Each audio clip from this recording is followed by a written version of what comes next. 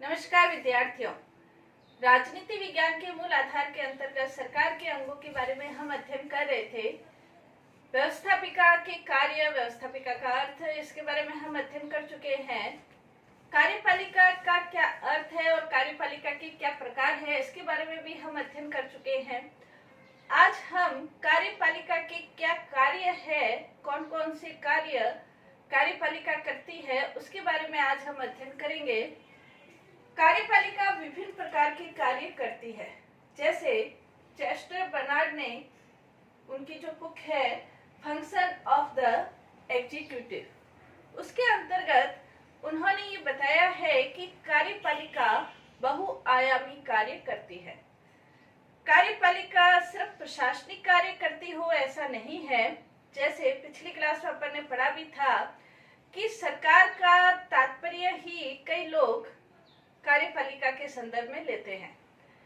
पूरे प्रशासन की देखरेख करना, प्रशासन का संचालन करना, नीतियां बनाना, नेतृत्व बनाना, ये विभिन्न प्रकार के कार्य कार्यपालिका के द्वारा किए जाते हैं। कार्यपालिका न सिर्फ प्रशासनिक क्षेत्र में बल्कि विधायी क्षेत्र में भी, वित्तीय क्षेत्र में भी, वैदेशिक क्षेत्र में भी और न्यायिक क्षेत्र में भी विभिन्न प्रकार के कार्य कार्यपालिका के द्वारा किए जाते हैं। यदि हम वर्तमान समय देखें तो वर्तमान समय के अंतर्गत अधिकतर देशों ने लोक कल्याणकारी राज्य की अवधारणा को ग्रहण किया है। और लोक कल्याणकारी राज्य का तात्पर्य लोगों का कल्याण करने संबंधी राज्य है। कल्याण एक व्यापक अर्थ वाला शब्द है। कल्याण के अंतर्गत विभिन्न प्रकार का कार्य आ सकते हैं। विभिन्न प्रकार का कल्याण सामाजिक, आर्थिक, राजनीतिक, बौद्धिक, शैक्षिक, मानसिक, विभिन्न प्रकार के कल्याण आ जाते हैं कल्याणकारी कार्य के अंतर्गत।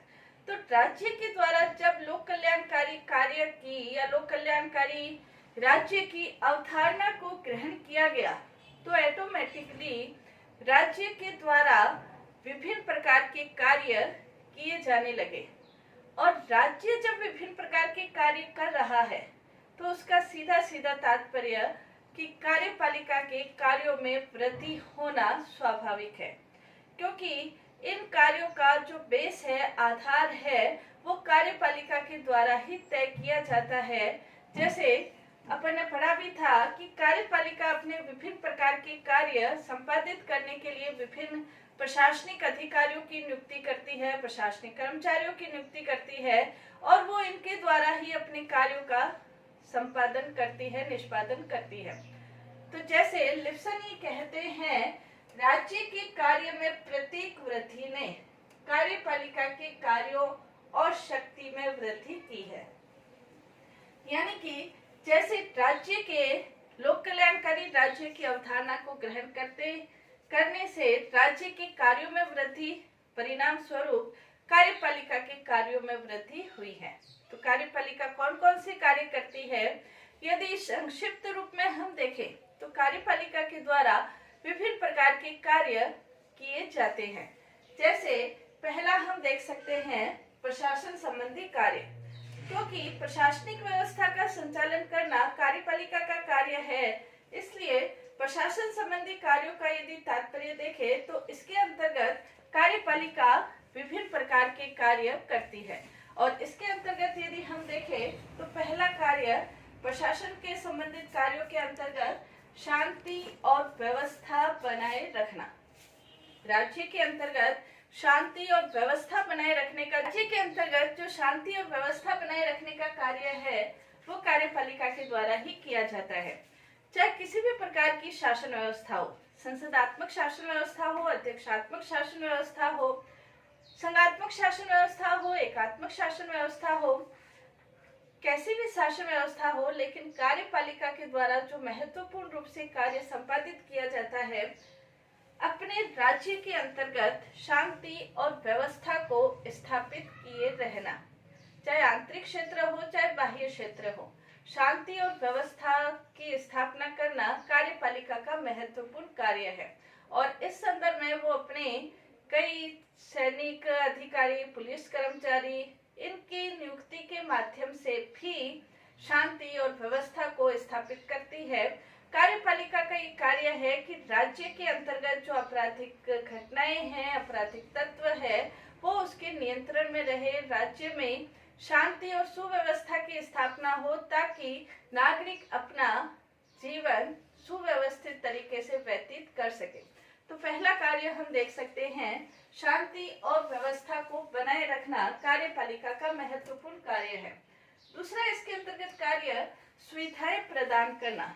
कार्यपालिका के द्वारा राज्य के नागरिकों को विभिन्न प्रकार की सुविधाएं प्रदान की जाती है, चाहे वो शिक्षा के क्षेत्र में सुविधा हो, चाहे स्वास्थ्य के क्षेत्र में सुविधा हो, चाहे आवास की सुविधा हो, मनोरंजन की सुविधा हो, चाहे बीमारी, बेकारी, बुढ़ापे की अवस्था में राज्य से सहायता प्राप्त करने की व्यवस्था हो, ये विभिन्न प्रकार की सुविधाएं प्रदान करने का जो कार्य है वो कार्यपालिका अपनी नीति बनाकर, योजना बनाकर या कोई कानून लागू करके वो इस प्रकार की सुविधाएं नागरिकों को प्रदान करती है।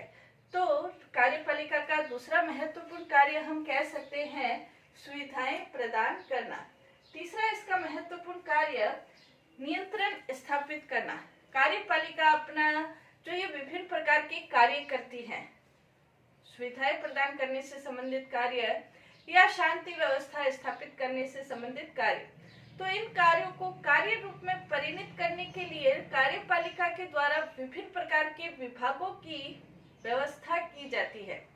कोई भी शासन व्यवस्था हो, कार्यपालिका के विभिन्न प्रकार के विभाग होते हैं, चाहे वो वैदेशिक विभाग हो, चाहे वो शिक्षा विभाग हो, चाहे वो गृह विभाग हो, चाहे वित्त विभाग हो, विभिन्न प्रकार के विभाग स्थापित करती है और इन विभागों का ऊपर विभिन्न अधिकारियों, कर्मचारियों की नियुक्ति करती है और इन विभागों का नियंत्रण भी कार्यपालिका अपने पास रखती है।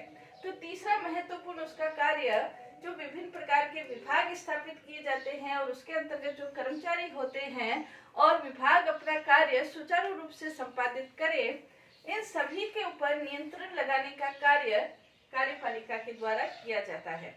नेक्स्ट इसके अंतर्गत नियुक्ति संबंधी कार्य। कार्यपालिका के द्वारा जो ये विभिन्न प्रकार के कार्य किए जाते हैं, तो इसके लिए बहुत सारे कर्मचारियों की आवश्यकता होती है, बहुत सारे अधिकारियों की आवश्यकता होती है। तो इन अधिकारियों, कर्मचारियों की नियुक्ति करने का कार्य भी कार्यपालिका के द्वारा किया जाता है। हालांकि हर देश की अपनी परंपराओं के अनुसार, उस देश की व्यवस्थाओं के अनुसार नियुक्ति संबंधी प्रक्रिया भिन्न भिन्न हो सकती है, लेकिन अंतिम रूप से कार्यपालिका ही विभिन्न प्रकार के प्रशासनिक अधिकारियों की नियुक्ति करती है और उसके साथ ही साथ उनकी जो प्रशासनिक अधिकारी है, कर्मचारी है, समय अनुसार या उस देश की परिस्थितियों अनुसार, योग्यता अनुसार, वरिष्ठता अनुसार पदोन्नति भी करती है। और यदि कोई कर्मचारी अपना कार्य सही प्रकार से पालन नहीं करता है तो उसकी अवनति भी कर सकती है, सजा के रूप में कर सकती है। इसके अलावा समय आने पर पदच्युति करना और समय से पहले भी किन्हीं कारणवश पदच्युति करने का कार्य, यानी कि कर्मचारियों के ऊपर पूर्ण नियंत्रण कार्यपालिका के द्वारा ही किया जाता है। और इसके अंतर्गत नियुक्ति है, पदोन्नति है, पदच्युति है, ये सब कार्य कार्यपालिका के द्वारा किए जाते हैं। नेक्स्ट इसके अंतर्गत कार्यपालिका निर्देश देने संबंधी कार्य भी करती है। कार्यपालिका के अंतर्गत महत्वपूर्ण मंत्री, महत्वपूर्ण पदाधिकारी होते हैं और कार्यपालिका के द्वारा अपने विभाग जो स्थापित किए जाते हैं और साथ ही जो कर्मचारी होते हैं या प्रशासन के क्षेत्र में आवश्यक दिशा निर्देश देने का कार्य कार्यपालिका के द्वारा ही किया जाता है।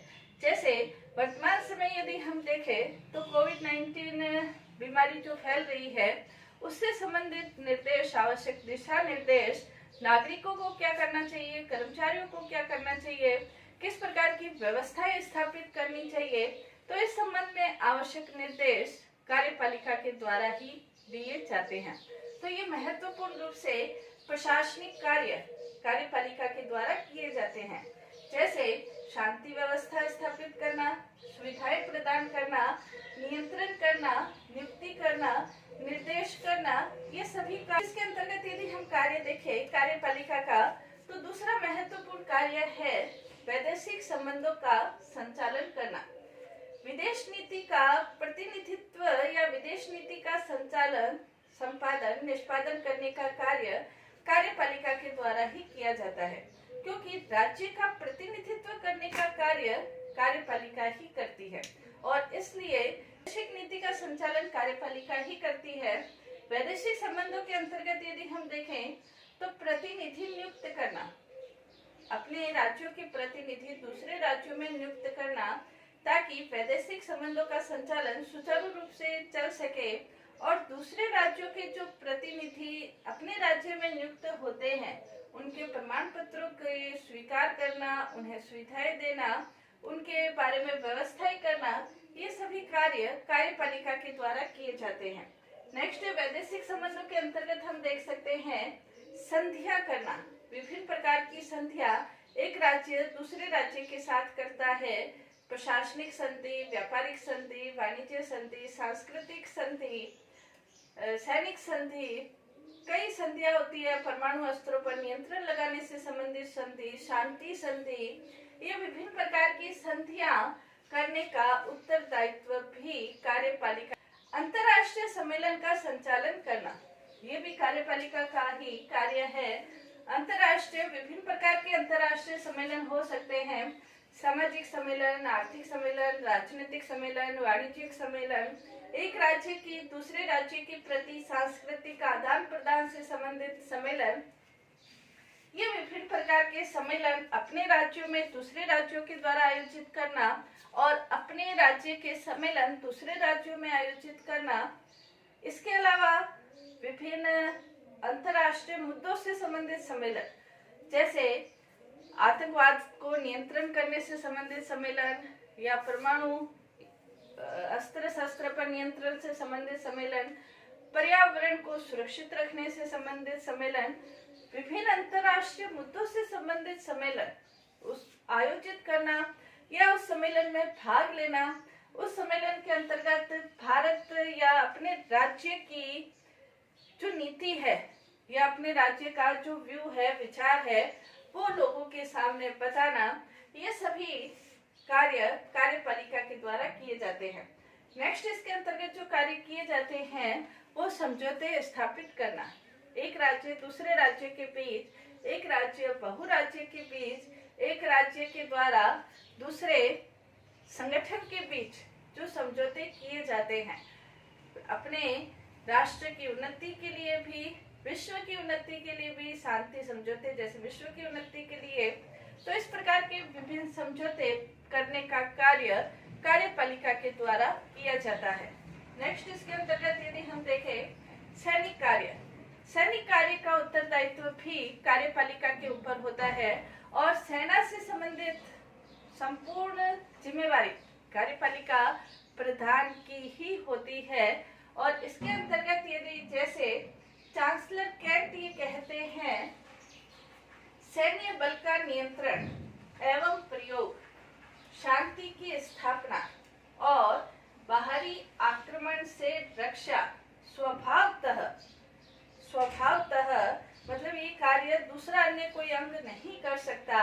ये कार्य स्वभावतः कार्यपालिका संबंधी कार्य ही है, क्योंकि कार्यपालिका का जो प्रधान है वो देश का प्रधान भी माना जाता है और इस कारण से सैनिक कार्य संबंधी कार्य कार्यपालिका के द्वारा ही किए जाते हैं। सैनिक कार्य से संबंधित कार्य में पहला कार्य यदि देखें तो कार्यपालिका का पहला कार्य वो सेना का प्रधान होता है। चाहे वो किसी भी प्रकार की सेना हो, जल सेना, नभ सेना, कोई भी सेना हो, थल सेना, कार्यपालिका का प्रधान ही सेना का प्रधान है और सेना का प्रधान होने के नाते सेना से संबंधित नियंत्रण करना, निर्देश करना, ये हथियार मंगाना, अस्त्र शस्त्र मंगाना और परमाणु अस्त्र शस्त्र के संबंध में क्या नीति बनानी है, योजना बनानी है, अन्य अस्त्र शस्त्रों के संबंध में क्या योजना बनानी है, कौन से देश से कौन से हथियार लेने हैं,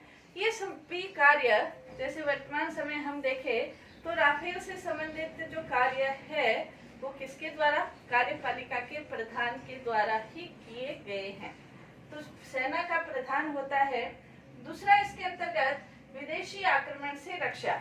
अगर कोई देश राज्य के ऊपर, स्वयं के राज्य के ऊपर आक्रमण कर देता है तो उस आक्रमण से रक्षा करने का जो कार्य है वो कार्यपालिका के प्रधान के द्वारा ही किया जाता है, क्योंकि कार्यपालिका का प्रधान ही सेना का प्रधान भी होता है, सेना का सेनापति भी माना जाता है, और इसके कारण से वैदेशिक आक्रमण से रक्षा करने का जो कार्य है वो कार्यपालिका के प्रधान के द्वारा ही किया जाता है।